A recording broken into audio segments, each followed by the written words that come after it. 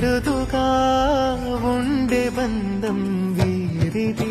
ఈ తమ్ముడే తన అక్క తమ్మై లాలించే లాలించే, అక్కకే తను కన్న తండ్రై పాలించే పాలించే.